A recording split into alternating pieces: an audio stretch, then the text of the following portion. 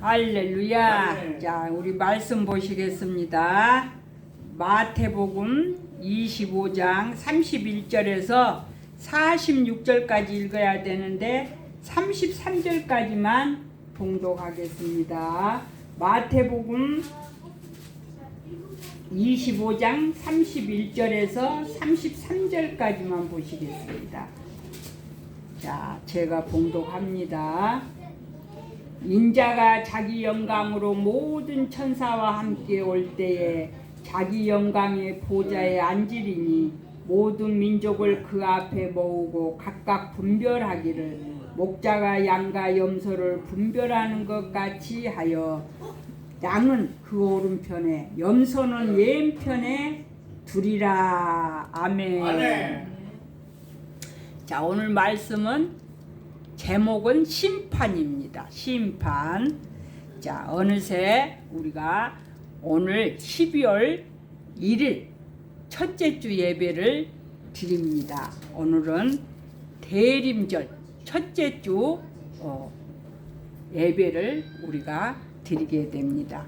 이제 12월 25일 성탄을 우리가 기다리면서 아기 예수로 이 땅에 오시는 그 예수님을 우리가 기쁘게 맞이하고 준비해서 우리가 성탄을 기쁨으로 맞이할 준비를 해야 될 줄로 믿습니다. 자, 그래서 12월 달이 되면은 모든 회사들마다 정산이 있어요.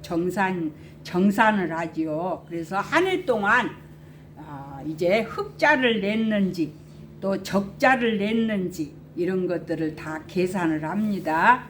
그래서 오늘 또 우리가 한 해를 이제 다 보내는 이 마당에 오늘 말씀이 31절에 보니까 주님이 이 땅에 오실 때에 이제 우리 믿는 자들을 정산하는 그런 기회가 있어. 그래서 31절 보니까 인자가 자기 영광으로 모든 천사와 함께 올 때에 자기 영광의 보좌에 앉으리니, 이제 예수님이 이 세상에 재림하시는 날을 지금 가리키고 있는 줄로 믿습니다. 그래서 보좌에 앉아서 이제 우리 믿는 자들을 이제 정산을 하죠. 그것이 심판인데 46절까지 보니까 이제 오른편에 있는 양과 왼편에 있는 염소들이 이제 하는 모든 행위를 가지고 심판을 하시더라고요. 그래서 오늘 말씀은 마지막 예수님이 재림시에 지금 우리 믿는 자들을 어떤 방법으로 심판을 하시는지 본문에서 나와 있습니다. 그래서 우리가 이 세상을 살아가면은 학교도 결석 안 하고 뭐 6년, 3년 또 대학교 다 다니면은 개근상도 있고 또 상들이 많이 있잖아요. 응? 그러니까 이 세상에도 이렇게 대통령도 우리나라는 4년이 끝나고 나면 또 막 심판을 하더라고. 4년 동안 잘했는지 안 했는지. 그리고 요즘은 또 서로 심판을 하고 고소를 하고 막 또 저기 법원에 가서 또 대법원까지 가서 또 막 심판을 받고 그런 일들이 일어나고 있잖아요. 근데 우리 주님은 우리 하나님의 백성들을 이제 어떻게 심판하시는지 성경적으로 몇 가지만 한번 살펴보시겠습니다. 자, 첫 번째로 불신의 심판을 하신다고 그러셨습니다. 요한복음 3장 18절에 보니까 그를 믿는 자는 심판을 받지 아니하는 것이요 믿지 아니하는 자는 하나님의 독생자의 이름을 믿지 아니함으로 벌써 심판을 받는 것이니라. 이 말씀이 기록되어 있습니다. 그래서 우리가 가장 큰 죄가 지금 여기에 본문에 있는 말씀대로 독생자 예수 그리스도를 믿지 않는 것이 가장 큰 죄라고 그랬어. 그래서 믿고 세례를 받는 사람은 구원을 얻을 것인데 믿지 않는 사람은 정죄를 받을 것이라. 지금 마가복음 16장 16절에도 말씀을 하고 있습니다. 그래서 예수님을 믿는 사람은 심판을 받지 않는다는 거예요. 그리고 예수를 믿는 자는 심판을 받지 않고 믿지 않는 자는 어떻게 해요? 지금 본문에서 심판을 받는 것이라고 그랬죠. 벌써 심판을 받는 것이니라 이렇게 말씀을 하고 계십니다. 그래서 하나님께서는 아담과 하와가 범죄하여 에덴 동산에서 추방을 당한 후에 인간의 죄를 사하시고 구원하시는 방법으로 짐승의 피를 흘리게 하셔갖고 그들을 구원하셨습니다. 그 후에 하나님은 이제 독생자 예수 그리스도를 이 땅에 보내시려고 준비를 하셨습니다. 그래서 2000년 전에 독생자 예수 그리스도를 이 땅에 보내신 줄로 믿습니다. 그래서 그 예수를 믿기만 하면 누구든지 제사함을 받고 하나님의 자녀가 되는 축복을 허락하신 줄로 믿습니다. 요한복음 3장 16절에서 보니까 하나님이 세상을 이처럼 사랑하사 독생자를 주셨으니 이는 그를 믿는 자마다 멸망하지 않고 영생을 얻게 하려 하심이니라. 이 말씀이 기록되어 있습니다. 그래서 우리 하나님은 세상을 결코 심판하고자 하는 하나님이 아니시라는 것을 우리가 알아야 될 줄로 믿습니다.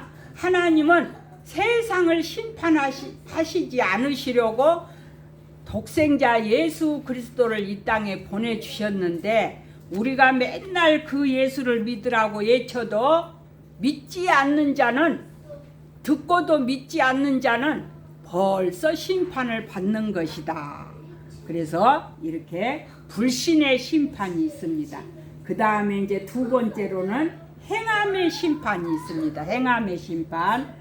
하나님께서는 우리를 심판하실 때에 기준 중에 또 한 가지 중요한 상황이 바로 행한 대로 심판을 하신다고 했습니다. 에스겔서 33장 20절에 보니까 이스라엘 족속아 나는 너희가 각기 행한 대로 심판하리라. 또 마태복음 16장 27절에 보니까 인자가 아버지의 영광으로 그 천사와 함께 오리니 그때 각 사람이 행한 대로 갚으리라.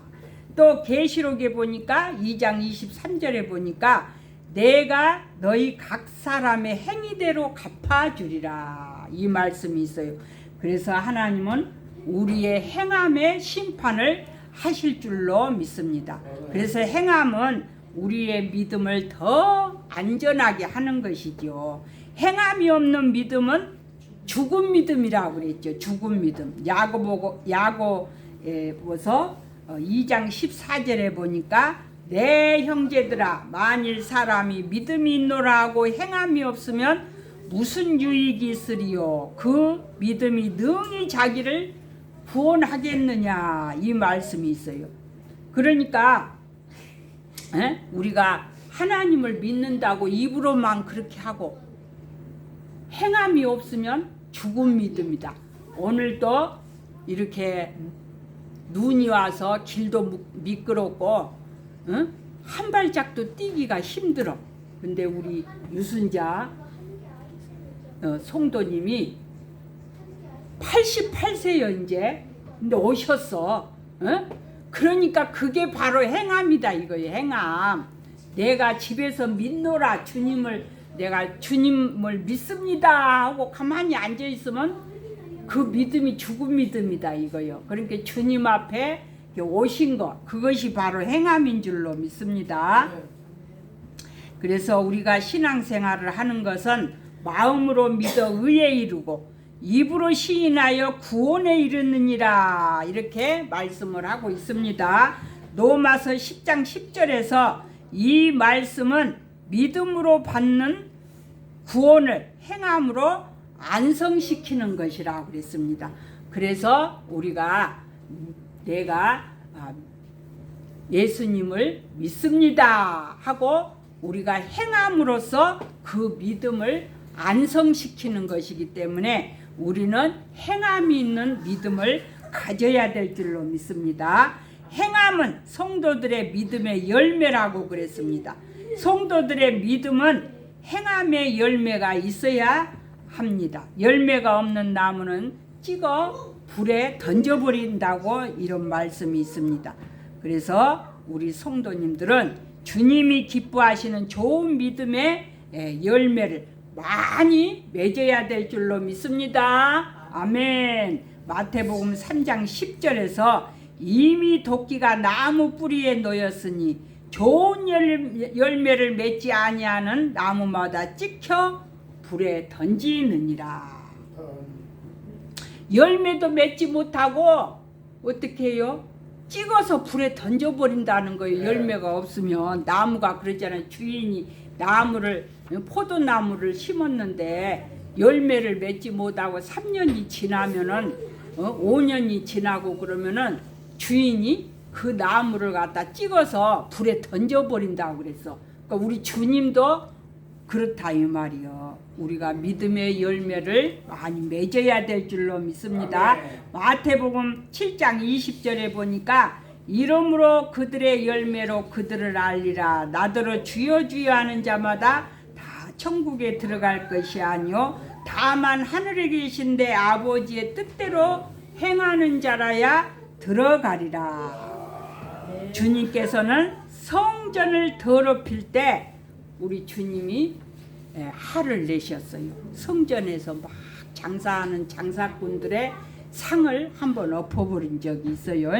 그래서 열매를 맺지 못할 때 우리 주님이 우리를 저주하셔. 응? 너 왜 이렇게 믿음 생활이 왜 그렇게 생겼어? 왜 교회도 안 가? 응?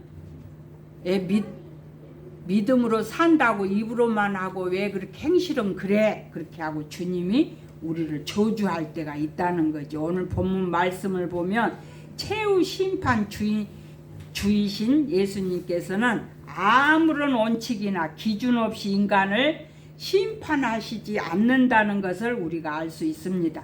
예수님은 분명한 기준과 잣대로서 우리 한 사람 한 사람을 정확히 심판하신다고 그랬습니다. 자, 세 번째로는 하나님은 심는 대로 거두게 하시며 심는 대로 심판을 하십니다. 갈라디아서 6장 7절에 보니까 스스로 속이지 말라. 하나님은 업신여김을 받지 아니하시나니 사람이 무엇으로 심든지 그대로 거두리라. 자기의 육체를 위하여 심는 자는 육체로부터 썩어질 것을 거두고 성령을 위하여 심는 자는 성령으로부터 영생을 거두리라. 우리가 선을 행하되 낙심하지 말지니 포기하지 아니하면 때가 이름에 거두리라. 아멘. 자, 고린도 후서 9장 6절에서 보면은 이것이 곧 적게 심는 자는 적게 거두고 많이 심는 자는 많이 거둔다 하는 말이로다. 그래서 우리 속담에 이제 어떤 속담이 있냐면은 콩 심은 데 콩 나고 또 팥 심은 데 팥이 난다는 그런 속담이 있지요. 근데 이제 꼭 콩 심은 데 콩이 나지요. 팥 심은 데 팥이 나죠. 근데 어떤 사람들은 어떻게 해요? 콩을 심고 팥이 나기를 바라는 사람이 있어. 콩을 심고도 팥이 나기를. 응? 또 팥을 심고 쌀이 나오기를 바라는 사람들이 있어. 이런 사람들은 어떤 사람들이냐? 교회에 와서 맨날 불평하는 사람들이. 불평하는 사람들. 응? 우리는 그런 사람이 되지 말아야 될 줄로 믿습니다. 자, 마치 무화과 나무에서 감이 열리기를 바라고 또 찔레 나무에서 포도를 따려고 하는 것과 같다고 그랬습니다. 그래서 적게 심고도 많이 거두려고 욕심을 부리고 그런가 하면 아예 또 심지도 않고 거두려 하는 사람들이 있지요. 그래서 이제 투기 투기를 잘못하면 안 되겠죠. 그래서 자기는 노력도 하지 않고 막 일확천금을 바라는 사람들, 그런 사람들이 있죠. 우리가 그렇게 하면 안 되겠죠. 하나님은 말씀하시기를 하나님은 만물이 여김을 받지 않으신다는 그 말씀이 하나님의 진리는 심는 대로 거둔다 그랬어요. 하나님 말씀뿐만 아니라 우리가 이 세상에서 살아가면서도 마찬가지요. 내가 좋은 것을 심으면은 좋은 열매가 나오겠죠. 근데 내가 악을 심어, 맨날 악을 심어, 그러면은 악한 것이 나와. 내 모든 삶이 그렇게 되는 수밖에 없어. 그러니까 우리는 항상 좋은 것을 심어서 좋은 열매를 거두는 우리 모두가 되어야 될 줄로 믿습니다. 자, 이제 마지막으로 네 번째, 하나님은 양과 염소를 분별하듯이 심판을 하신다고 그랬습니다. 그래서 오늘 25장 34절에 있는 말씀을 봅시다. 그때 임금이 그 오른편에 있는 자들에게 이르시되 내 아버지께 복받는 자들이여, 나와 창세로부터 너희를 위하여 예비된 나라를 상속하라. 내가 줄일 때 너희가 먹을 것을 주었고, 목마를 때 마시게 하였고, 나그네 되었을 때 영접하였고, 벗었을 때 옷을 입혔고, 병들었을 때 돌아보았고, 옥에 갇혔을 때 아서 보았느냐. 이에 의인들이 대답하여 가로되 주여, 우리가 어느 때 주의 줄이신 것을 보고 공개하였나이까? 목마르신 것을 보고 마시게 하였나이까? 어느 때 나그네 되신 것을 보고 영접하였으며 벗으신 것을 보고 옷 입혔나이까? 어느 때 병드신 것이나 옥에 갇히신 것을 보고 가서 배웠나이까 하리니, 임금이 대답하여 가라사대 내가 진실로 너희에게 이르노니 너희가 내 형제 중에 지극히 작은 자 하나에게 한 것이 온 내게 한 것이라 하시고, 그래서 오른편에 있는 자들에게 지금 의인들이라고 그랬죠. 여기에서 말씀이 의인들.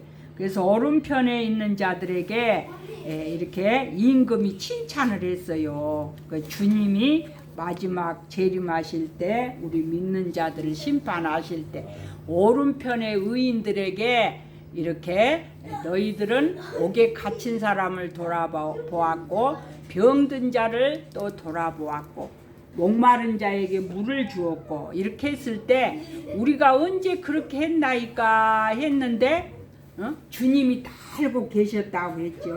근데 지금 41장 25장 41절 거기서부터 보니까 또 왼편에 있는 자들에게 이르시되 저주를 받는 자들아, 나를 떠나 마귀와 그 사자들을 위하여 예비된 영영한 불에 들어가리라.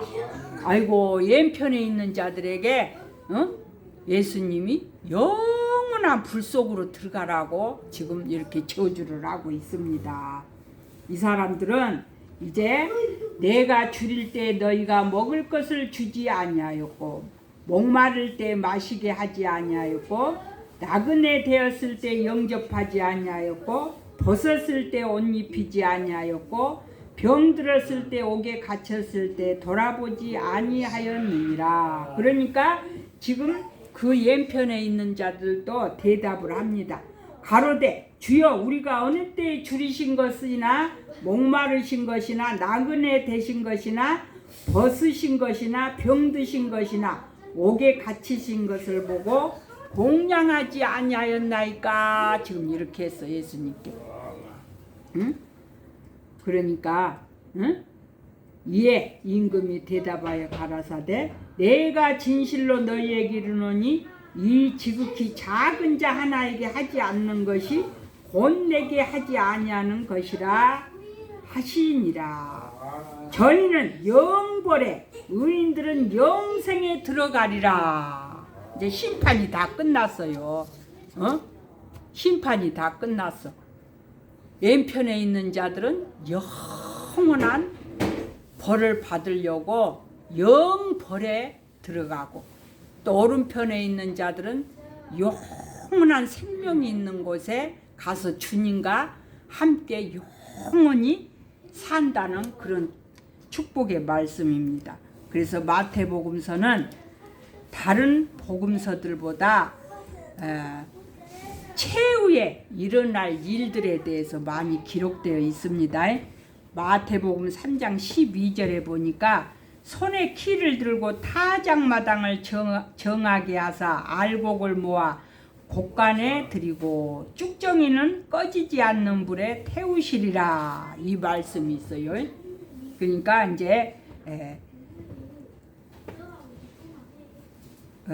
알곡은 곡간에 들어가고 쭉정이는 어떻게 꺼지지 않는 불에서 태워버린다는 그런 말씀이 있어. 마태복음 13장 30절에 봅시다.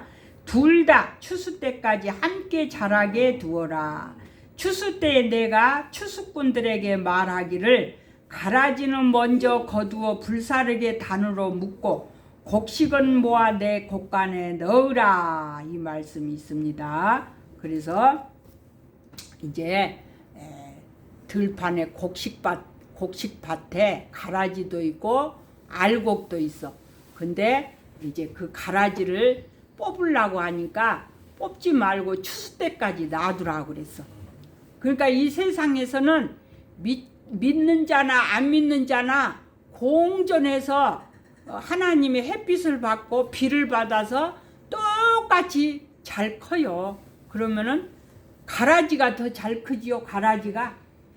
가라지가 더 잘 커. 정점택 성도님 그래요, 안 그래요? 가라지 뽑아봤어요? 쭉정이? 논에서 뽑아봤어? 벼보다 더 키가 크지요? 커요. 그러는데 주님이 추수 때까지 내버려 두래, 뽑지 말고. 그래가지고 이제 마지막 추수하게 되면은 쭉정이는 불 속에 넣어버리고 알곡은 하늘 곳간에 들어간다는 그런 말씀입니다.